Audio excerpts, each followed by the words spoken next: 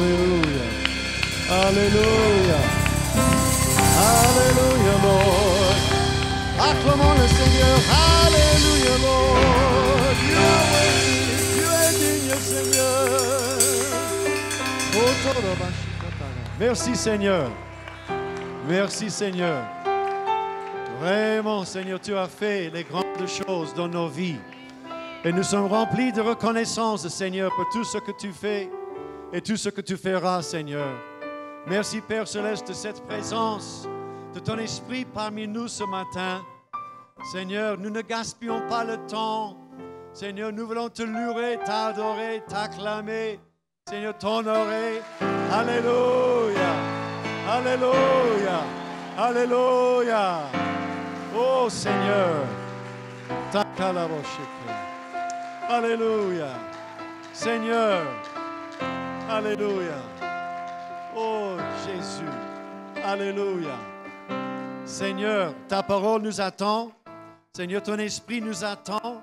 Nous voulons être, Seigneur, attentifs à tout ce que tu veux nous dire ce matin par ta parole. Nous en aurons, Seigneur, la vérité là-dedans. Que ça entre même dans notre cœur, dans notre âme, dans notre vie, Seigneur. Pour nous faire vivre, pour nous faire nous épanouir, Seigneur. Nous ne sommes pas contents de rester où nous sommes, Seigneur, mais par ta grâce, nous allons plus loin, plus haut. Seigneur, par ta grâce, nous te prions au nom de Jésus. Amen et Amen. Alléluia. Bienvenue dans la présence du Seigneur ce matin. Ça fait longtemps que nous étions ensemble, Maman Sonia et moi. Nous nous occupons de culte anglophone normalement. Donc c'est un peu bizarre d'être ici et parler le français parce que je m'habitue à l'anglais le soir de 17h à 19h. Mais c'est bon de vous voir. C'est bon. Le problème avec les masques est que je ne peux pas voir si vous avez un souris ou vous grimacez. Hein? Donc, dites à votre... Bon, pour commencer, pour être très clair ici, hein, dites à votre voisin, ça c'est le pasteur Bill, il parle mal le français, son accent américain est difficile à comprendre, mais Dieu l'utilise quand même. Hein? Alléluia. Alléluia. Non, c'est un grand privilège. Hein? Moi, quand je regarde les 35 ans que nous avons passés ici en Afrique, au Ghana, au Tchad et maintenant ici au Congo, à Kinshasa même, mais la plupart du temps ici à Lubumbashi, Maman Sonia et moi, nous comptons comme un grand privilège d'être impliqués dans le ministère de cette Église, la parole éternelle. C'est vraiment un honneur et le pasteur Amani, il m'avait demandé avec son voyage à l'Ikasi pour célébrer l'inauguration de ce nouveau terrain de présenter le message de ce matin. Et c'est vraiment un grand privilège. Merci beaucoup de votre présence et aussi de votre esprit. Votre esprit. Parce que vous voyez, le COVID-19, c'est encore là-bas quelque part, ça nous bascule. Mais vous avez décidé de faire d'autrement. Vous avez décidé, non, je vais louer mon Dieu. Je vais adorer mon Dieu. Et je vous félicite pour cet esprit que vous avez. Alléluia. Bon, si vous êtes ici assez souvent, ici à la parole éternelle, un sujet que nous discutons, que nous présentons, que nous prêchons ici, c'est la question de notre destinée. Notre destinée. Quelle sera notre destinée? Achever notre destinée. Et nous voulons suivre la volonté de Dieu et développer notre destinée qui honore l'Éternel.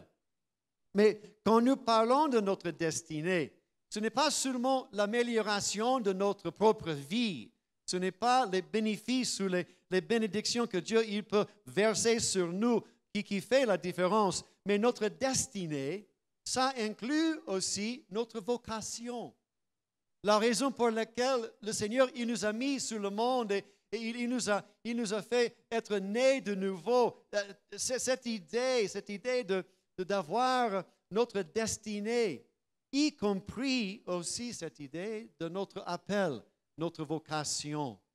Donc la question que nous devons nous poser souvent n'est pas qu'est-ce que Dieu peut faire pour nous, qu'est-ce que Dieu peut faire pour moi, mais c'est qu'est-ce que je peux faire avec Dieu. C'est là notre destinée. Qu'est-ce que je peux faire avec Dieu pour changer et transformer la situation? Voici la réalité. Dans le royaume de Dieu, où se trouve un besoin, se trouve aussi un appel, une vocation. Où se trouvent les besoins autour de nous, se trouve aussi un appel. Dieu, il attend quelqu'un qui va dire, me voici, envoie-moi à remplir ce besoin. Et notre appel et notre destinée, quand nous regardons les besoins, ce n'est pas notre destinée qui vient par hasard. Ce n'est pas quelque chose... Bon, ça peut venir par surprise, ce que Dieu il veut faire dans notre vie, ce que Dieu, comment il va nous utiliser, ça peut tomber par surprise, mais pas par hasard. Il a son dessein, il a son programme. Mais pour nous, notre participation au niveau de chercher et développer notre destinée est de cultiver notre appel, de cultiver notre destinée, que nous faisons quelque chose. C'est intéressant. Bon, moi, je vois, avec tout le temps que nous étions dans le ministère en plein temps, c'est plus que... combien d'années maintenant, Maman Sonia? C'est 41, 42 ans? Moi, je suis vieux. Vous êtes encore jeune. Vous êtes aussi la plus belle du monde. Hein? Alléluia. Marie, félicitez votre femme à tout moment et à toute possibilité. Hein? Ça va mieux à la maison. Alléluia. Et c'est la vérité. Mais après 42 ans, il y a quelque chose que j'ai noté, quelque chose que j'ai constaté. C'est le fait qu'il y a un phénomène un peu curieux qui se passe dans les églises. Partout, pas seulement ici au Congo, pas seulement ici à Lubumbashi, mais partout aux États-Unis, ailleurs. C'est le fait qu'il y a des gens qui fréquentent. Ils fréquentent l'église. Ils sont là presque tous les dimanches. Mais c'est ce qu'ils font exactement ça. Ils viennent à l'église. Et quand vous posez la question à eux, mais qu'est-ce que vous faites dans le royaume de Dieu? Quel ministère, c'est à quel ministère que vous vous associez? Qu'est-ce que vous faites à l'église? Et leur réponse est ceci, bon, moi, pasteur, bon, s'il vous plaît, je ne suis qu'un simple membre. Je ne suis qu'un simple membre. Mais quand je regarde la Bible, quand j'étudie ce qui se passe dans le Nouveau Testament, dans les Actes des Apôtres, l'idée d'un simple membre n'existe pas dans l'économie du royaume de Dieu. C'est impossible d'être un simple membre et continuer sur le chemin d'achever notre destinée. Oui, c'est possible d'être un membre simple, mais vous n'allez jamais voir le résultat de l'achèvement de votre destinée. Notre destinée est composée aussi de notre appel. Qu'est-ce que nous ferons pour le Seigneur? Il y a deux types d'églises. Hein? Ce que j'appelle l'église resto et l'église usine. Une église resto se compose des consommateurs. C'est comme si nous venons à l'église comme un restaurant. Bon, vendredi soir, Maman Sonia et moi, nous étions au restaurant. Nous avons fait la commande, on a bu quelque chose, on a mangé quelque chose et on a payé, on est sorti. Mais il y a des églises comme ça. Les gens, ils viennent pour consommer quelque chose. Oh, ils aiment la chorale, les musiciens, la technique, le protocole, la prédication, le pasteur. Ils aiment tout cela, donc ils viennent comme l'église est devenue un restaurant. Mais ils ne sont que les consommateurs. Mais l'autre type d'église, c'est l'église usine. Ce sont une église qui se compose des gens qui produisent quelque chose, qui ont un ministère, qui voulaient achever leur ministère, qui voulaient achever plutôt leur destinée. Heureusement, ici, à la Parole éternelle, moi, je crois que nous sommes une église usine. Que nous avons les gens qui s'impliquent dans le ministère, qui voulaient achever leur destinée et changer et transformer la ville de Lubumbashi. Alléluia. Non, je suis sûr, même dans le culte anglophone, nous mettons beaucoup d'emphase sur leur ministère. Qu'est-ce que vous faites pour le royaume de Dieu? Une église usine. Parce que si nous ne sommes pas une église usine, nous ne pouvons jamais achever notre destinée. Bon, je veux vous montrer un exemple de quelqu'un qui il a cultivé sa vocation, il a cultivé sa destinée. Parce que, bon, pour le culte anglophone, ce que nous avons fait pendant le confinement, nous avons suivi une série de prédications qui donnaient comme thème survivre, pas survivre, mais soyez fécondes en Babylone. Parce que nous avons regardé la captivité en Babylone des Juifs.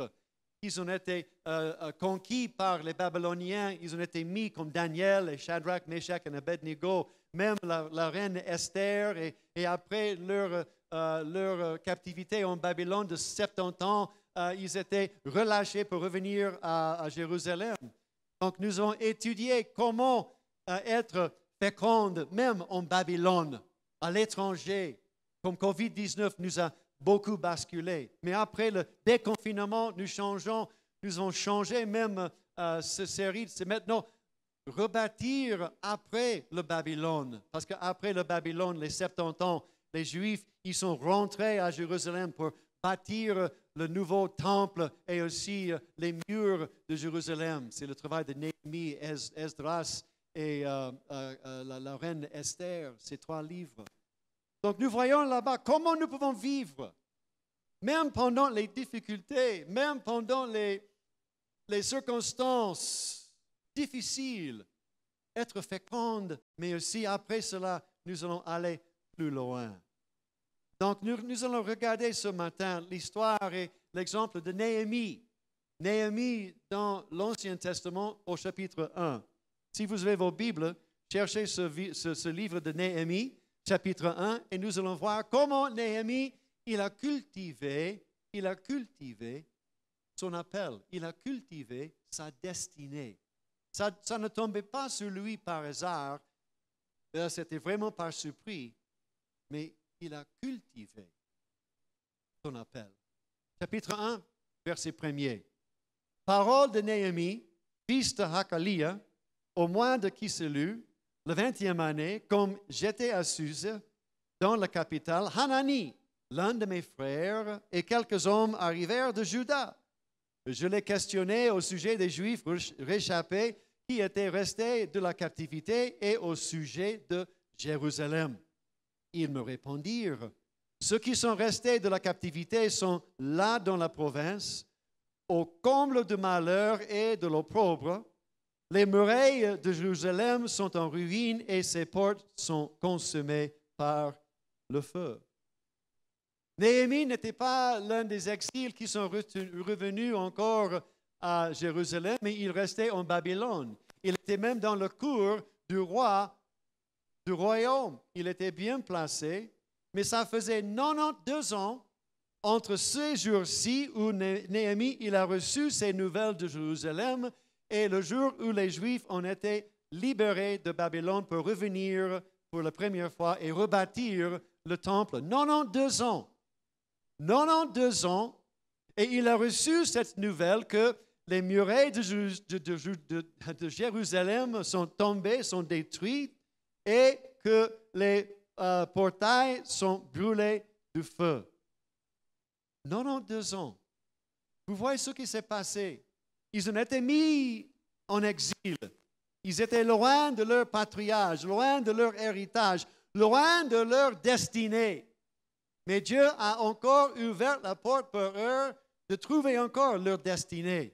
Mais après 92 ans, ça reste encore la difficulté. Ils n'ont pas encore achevé leur destinée. C'était une nation juive qui avait besoin de trouver vraiment leur destinée. La vérité est ceci, mes frères. Où se trouve un besoin? Mes sœurs, où se trouve un besoin, se trouve aussi un appel. Où se trouve un besoin, se trouve aussi un appel. Dieu regarde partout dans le monde aujourd'hui. Il regarde ce qui se passe ici au Congo. Lui, il voit les besoins. Mais est-ce que nous les voyons? C'est là ma question ce matin. Quand nous voulons cultiver notre appel, quand nous voulons cultiver et achever notre destinée, il faut suivre l'exemple de Néhémie, de voir ce que ce frère, ce qu'il a fait quand il était là dans le cour du roi. qu'est-ce qu'il a fait? Parce que là, s'il y a des secrets, les indices que nous pouvons suivre et achever notre propre destinée. Il a demandé qu'est-ce qui s'est passé? Qu'est-ce qui s'est passé? Qu'est-ce qui se passe maintenant à Jérusalem? Et il a reçu la nouvelle. La première chose, mes frères et sœurs, que nous devons faire pour cultiver notre destinée est de regarder tout autour de nous et voir les besoins. Regarder et savoir où se trouvent les besoins autour de nous.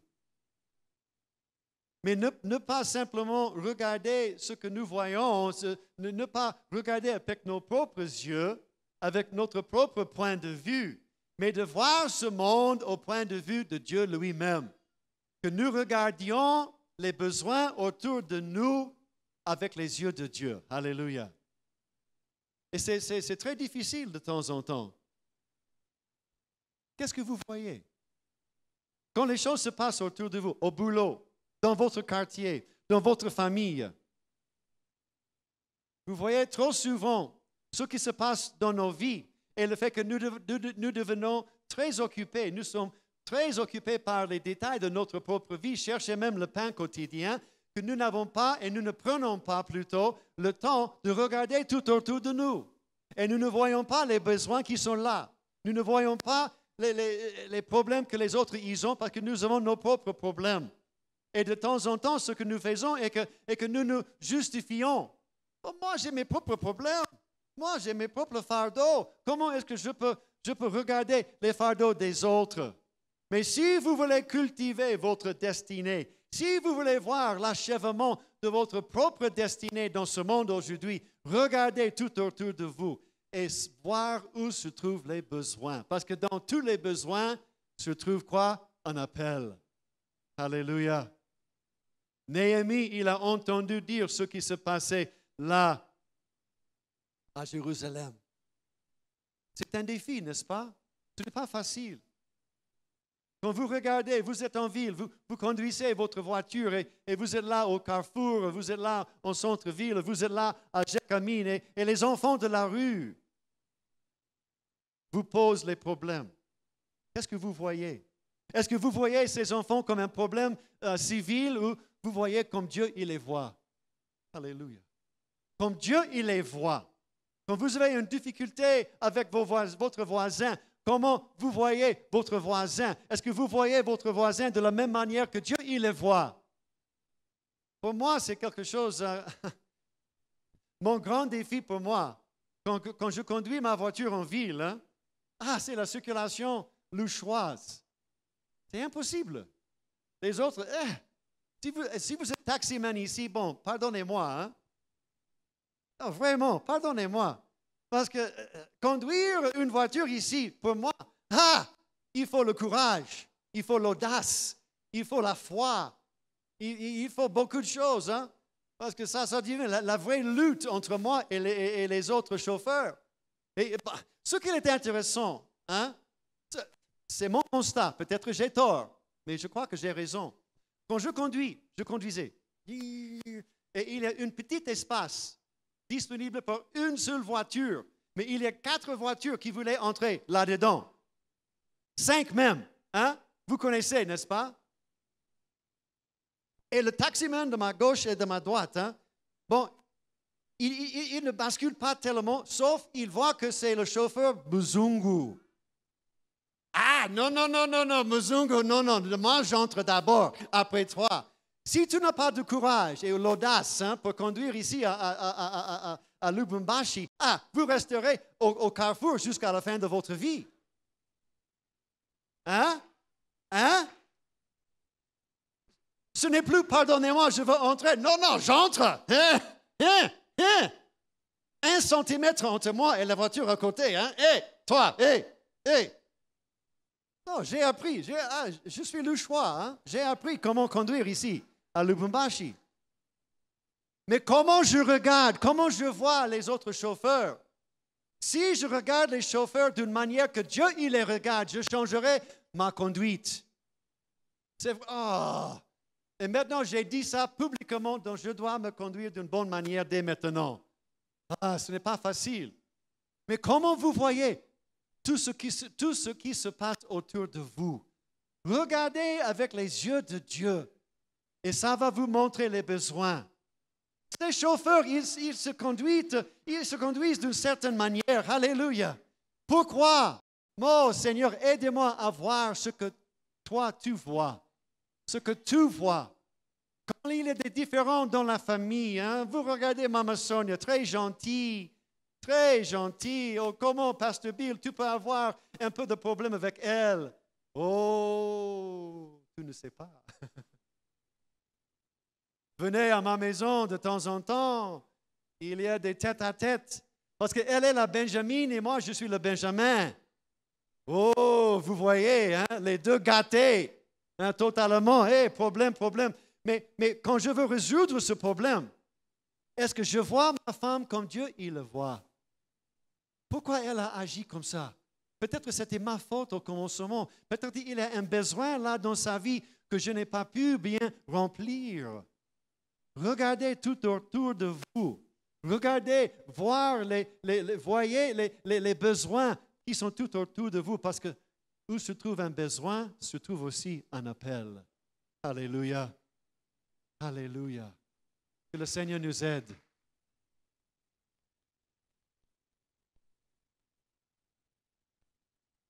Cultiver notre destinée, cultiver notre appel. La première chose à faire est de regarder tout autour et de voir où se trouvent ses besoins. Mais un besoin n'indique pas automatiquement un appel, n'est-ce pas? Tout besoin n'est pas un appel, mais il y a un appel là-dedans. Et c'est pourquoi nous devons cultiver notre appel, cultiver notre destinée, parce que c'est bien possible que c'est nous qui sommes vraiment la réponse. Vous voyez, oh, je veux chercher ma destinée, mais je ne veux rien faire pour achever ma destinée. Non, regardez tout autour et voir les besoins. Et fait comme Néhémie, il a fait. Deuxième étape pour cultiver notre appel et notre destinée, c'est prier. Prier. Vous voyez un besoin quelque part. Vous voyez un besoin dans l'Église. Commencez à prier. Mais c'est une prière très dangereuse, hein? Parce que quand tu vois un besoin, le Seigneur, il te révèle un besoin quelque part, dans la ville, dans l'église, à la maison, dans votre quartier. Le Saint-Esprit commence à faire son travail. Il va commencer à vous toucher. Il va commencer à vous diriger. Mais qu'est-ce que vous faites? Qu'est-ce que vous faites avec ce besoin? Est-ce que ça, c'est vous qui allez faire quelque chose? Bon, et vous priez. Néhémie, 4 mois. Après avoir reçu la nouvelle de Jérusalem, il a commencé à prier. Qu'est-ce qu'il a dit? C'est incroyable. Lorsque j'ai entendu ces choses, je m'assis, je pleurais et je fus plusieurs jours dans la désolation. Je jeûnais et je priais devant le Dieu des cieux. 4 mois. Donc, quand nous voyons un besoin quelque part et nous voulons achever notre destinée, nous commençons à prier. Et le Seigneur, il commence à faire son travail. Alléluia. Le Saint-Esprit, il commence à nous convaincre, il donne une conviction, un fardeau que nous ne pouvons jamais ignorer, relâcher. Ça reste dans notre cœur, ça reste sur notre conscience et ça commence à brûler en nous. Mais souvent, ce qui se passe, c'est ceci. Le problème des murs à Jérusalem dépassait la capacité de Néhémie. Il était dans le cour du roi. Lisez bien chapitre 1 et chapitre 2 de Néhémie.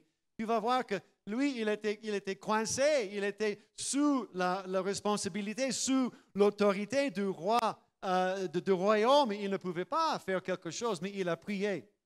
Il a prié. 4 mois, il a prié. Et il a décidé, non, je peux faire quelque chose. Je peux faire quelque chose. Et comment il a prié? Comment il a prié? C'est là quelque chose qui est très intéressant. Parce que la première partie de sa prière, c'était une prière de confession. C'était une prière de confesser quelque chose. Il a commencé en disant que, Père Céleste, nous avons désobéi à tes lois. Il a raconté toute l'histoire des Juifs.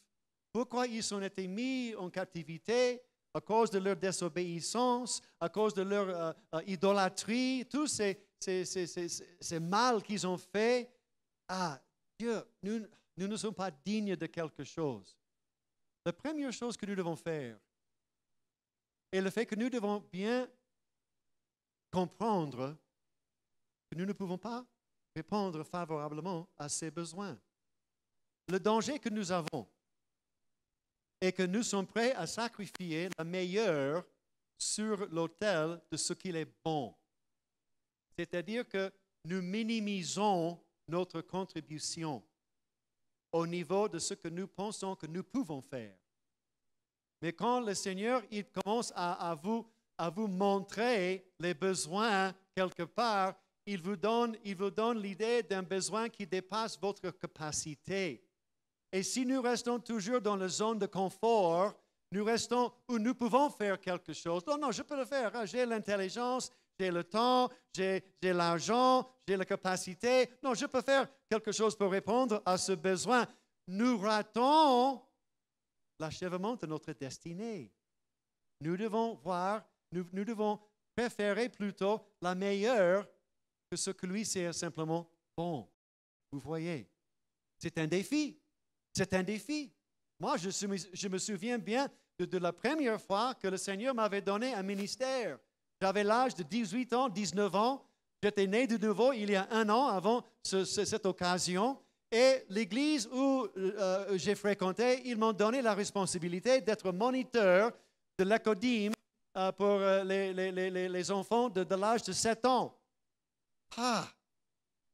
Vous pensez à 7 ans, tout le monde peut être moniteur, monitrice de l'académie. Vous le faites vous-même, vous allez voir. J'avais peur. Des enfants de 7 ans, j'avais peur. Mais c'était le deuxième ministère qui était le plus horrible.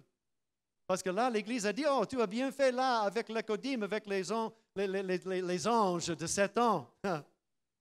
Vous allez maintenant travailler parmi les préadolescents. Vous allez travailler avec les jeunes hommes de 11, 12, 13, 14 ans. Aïe, aïe, aïe, aïe, aïe, aïe, aïe. La jeunesse. Impossible. Ils m'ont donné la responsabilité d'être un conseil à la colonie de vacances. Et nous sommes allés au camp et j'avais une dizaine de jeunes hommes avec moi et on vivait ensemble, on dormait ensemble, on mangeait ensemble comme les colonies de vacances. Hein? J'étais avec eux et beaucoup de problèmes parmi eux. Je ne pouvais pas de tout achever leurs besoins. Je me souviens du dernier jour de notre camp et il y avait un jeune homme, il était très frustré dans sa vie et nous avons prié pour lui, mais le dernier jour de notre camp, je me suis levé tôt le matin pour prier et je suis revenu dans la cabine et ce frère, imaginez, un enfant de 12 ans, 13 ans peut-être, il a trouvé un couteau dans la nuit et il avait beaucoup de la haine pour sa vie, si frustré. Il a pris ce couteau, il a coupé son bras. Il avait une vingtaine de blessures sur son bras. Il ne s'aimait pas du tout. Voici, Pasteur Bill, ce que je fais.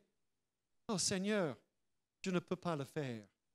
La première confession, si nous voulons bien achever notre destinée, est de voir que nous ne pouvons pas le faire tout seul. Néhémie, il a dit non. Reconstruire les murs de Jérusalem, impossible pour moi. Mais ce qu'il a fait pendant sa prière, si vous lisez ça, il a cité le 30e chapitre de Deutéronome. Et dans ce 30e chapitre de Deutéronome, Moïse racontait ce qui se passerait à l'avenir après être entré dans la terre promise et vaincre les Canaanites et tout cela. Il a prophétisé, disant que vous serez désobéissants au Seigneur. Et Néhémie, il vivait la réalité de cette désobéissance, la captivité de 70 ans là en Babylone. Il vivait cela, il a vu cela. Mais il y a quelque chose, une promesse que Dieu a donnée par la bouche de Moïse au 30e chapitre de Deutéronome. C'est-à-dire que même si tu es envoyé, si je vous envoie partout jusqu'aux extrémités de la terre, à cause de ma fidélité, à cause de mon autorité, à cause de mon souveraineté, moi, je vais vous appeler de tous les coins du monde et je vais vous faire revenir ici à Jérusalem. Donc, Néhémie, il a commencé avec la prière de confession, mais il a terminé sa prière comme nous devons terminer notre prière en déclarant que ce que je ne peux pas faire, Dieu peut le faire. Alléluia. Il peut le faire. Je ne peux pas le faire.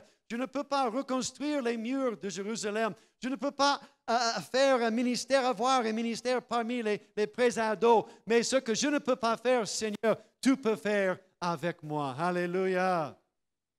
C'est la confession, la deuxième confession que nous devons déclarer si nous voulons bien achever notre destinée. Alléluia. Vous voyez le besoin, mais vous ne voyez pas comment le faire, mais vous voyez votre Dieu qui est capable de le faire.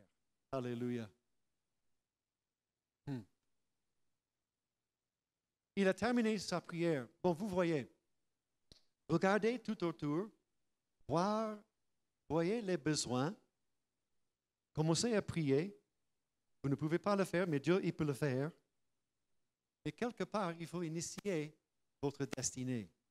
Vous voyez? Cultivez votre destinée, initiez votre destinée. Qu'est-ce que Néhémie il a dit à la fin de sa prière? Donne aujourd'hui du succès à ton serviteur et fais-lui trouver grâce devant cet homme. Néhémie parlait de qui? Il parlait du roi. Et il a terminé le premier chapitre avec cette déclaration. Moi, j'étais alors échanson du roi. Pourquoi Néhémie a demandé la faveur de Dieu pour changer la vie et changer l'attitude de ce roi? Étudiez bien cette histoire de Néhémie, d'Esther et de Zerubbabel et tous ces autres exils qui sont revenus de la captivité pour reconstruire le temple. Là, au Esdras chapitre 1, 2, 3, 4, vous allez voir que les Juifs, ils ont commencé à reconstruire le temple. Mais les autochtones, les leaders locaux de la province, ils étaient contre ce travail de reconstruire le temple. Donc, ils ont envoyé une lettre au roi. C'était le même roi où Néhémie, il est les chansons. Et ce roi, il a répondu à cette lettre. Il a dit non, les Juifs doivent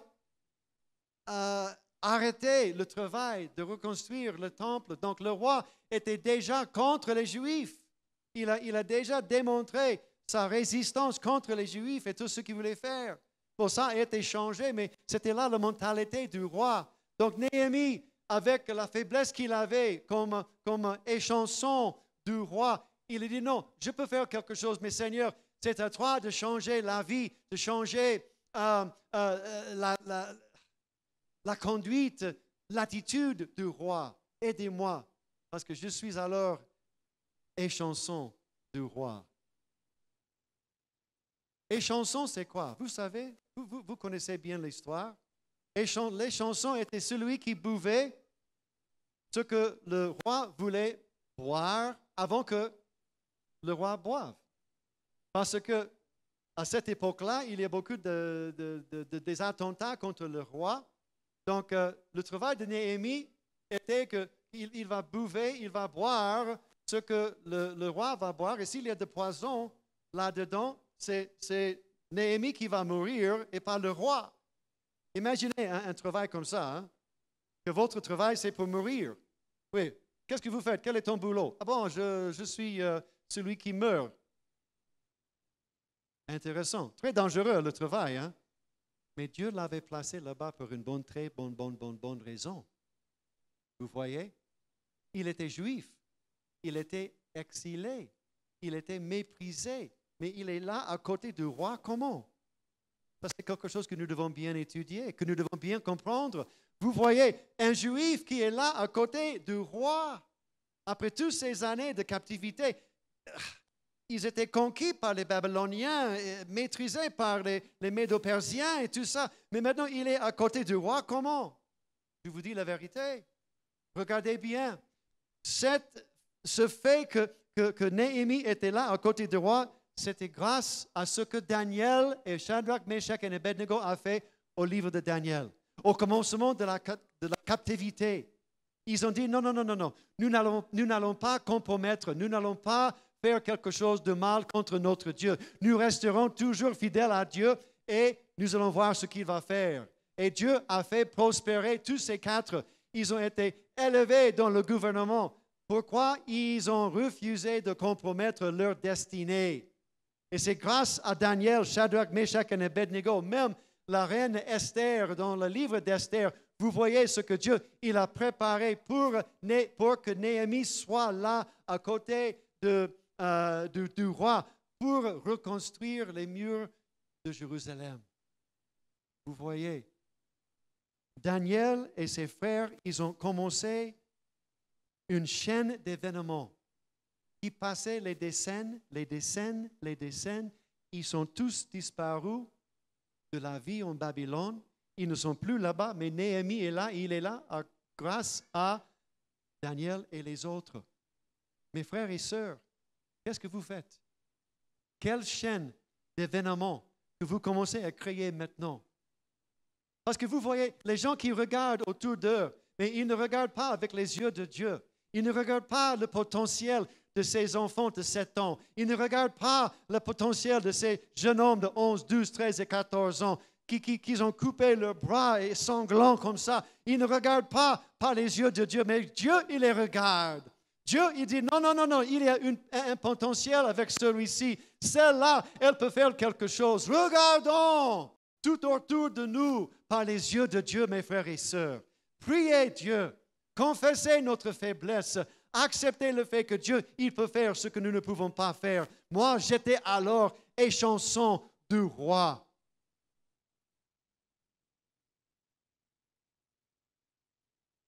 Je veux vous poser cette question ce matin. Vous êtes la réponse à la prière de qui? Vous êtes la réponse à la prière de quelqu'un. De qui? C'est-à-dire qu'il y a un besoin quelque part dans le monde, dans votre quartier, dans votre famille, dans votre ville, dans votre pays. Vous êtes la réponse à la prière de qui?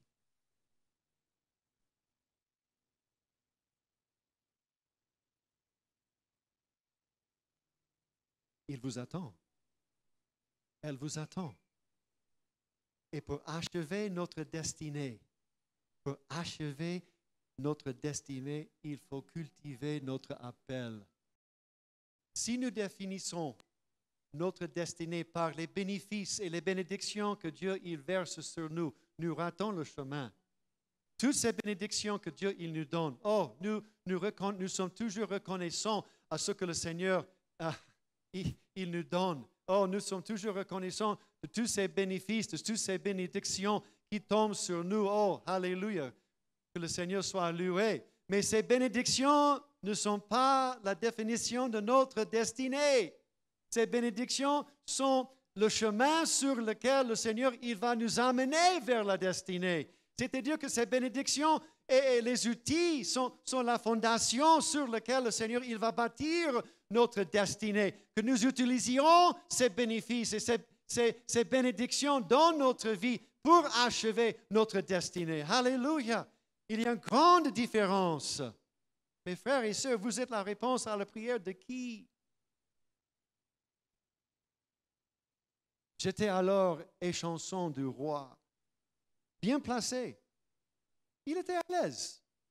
Il avait tout. Il était tout près du roi. Le roi avait confiance en lui. Il avait une bonne renommée. Il était juif, exil, mais quand même, il était dans le cour du roi.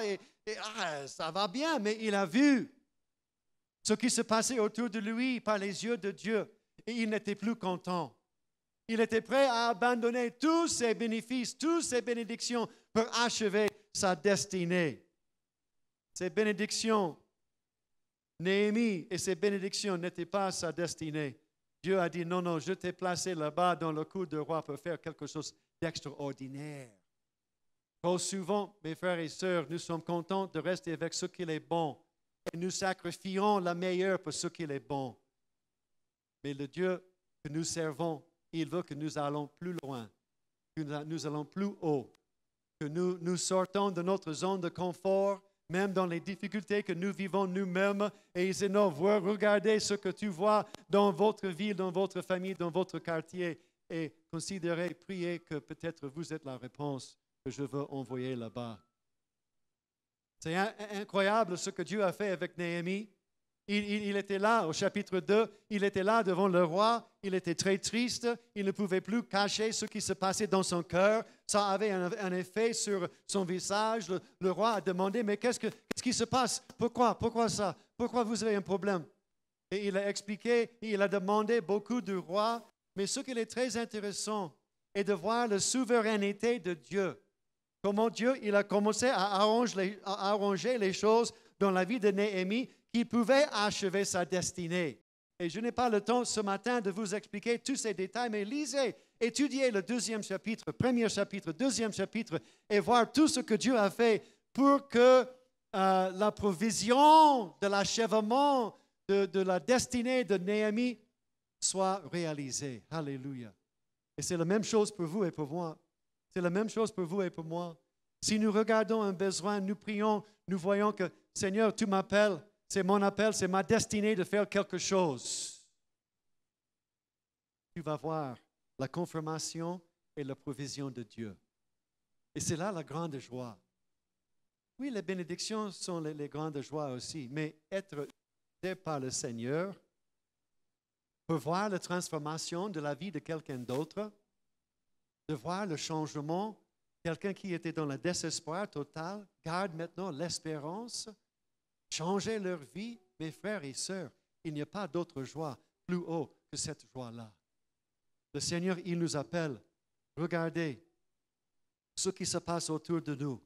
Priez Dieu et cultivez notre conviction. Confessez notre faiblesse, mais aussi confessez la puissance de Dieu et initiez notre destinée. Initiez notre destinée, attendant la confirmation et la provision de Dieu. Prions le Seigneur avec moi.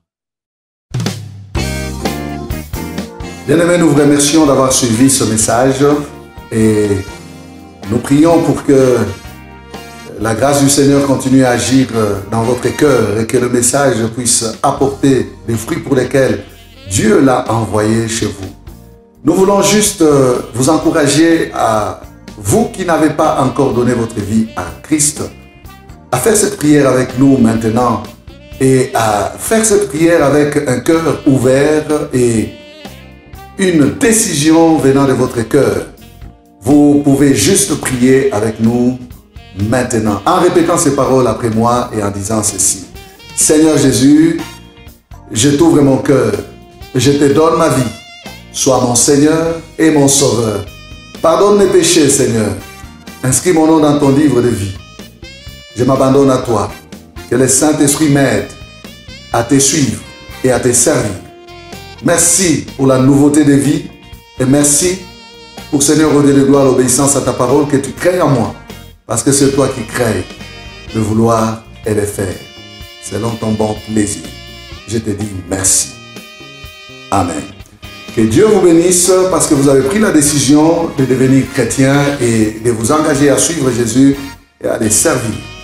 Vous pouvez nous contacter au numéro qui apparaît à l'écran et nous serons toujours disposés à répondre à vos questions, à vos préoccupations.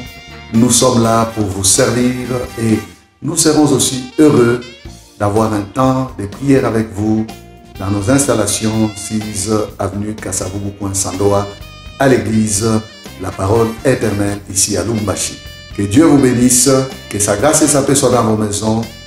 Au revoir, nous vous aimons.